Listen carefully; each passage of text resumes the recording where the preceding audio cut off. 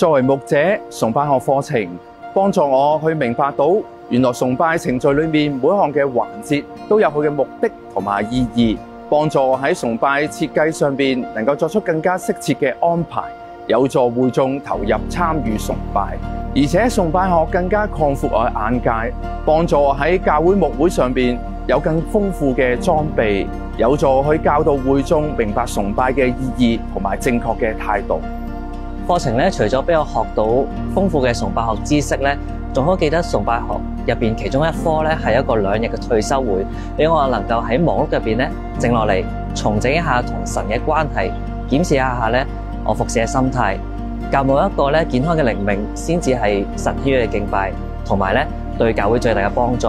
大家都知道咧，教牧係好忙碌嘅，所以咧當初我都好擔心會唔會兼顧唔到咧。但係咧，原來每個禮拜咧只需要翻嚟1晚上堂，而且咧功課亦都唔算多，所以咧我讀咗1年咧都兼顧得到啦。崇拜好重要，但係喺教會對崇拜嘅教導唔多，有見到會眾喺崇拜當中將焦點錯放，有時真係唔知點樣去處理。喺課程嘅學習，使我加深對崇拜嘅認識，亦都使我着緊崇拜起嚟。過往呢1年，我將所學到嘅喺我所牧養嘅群體裏邊去分享，彼此勉勵，一齊實踐以神為中心、主喜悅嘅敬拜。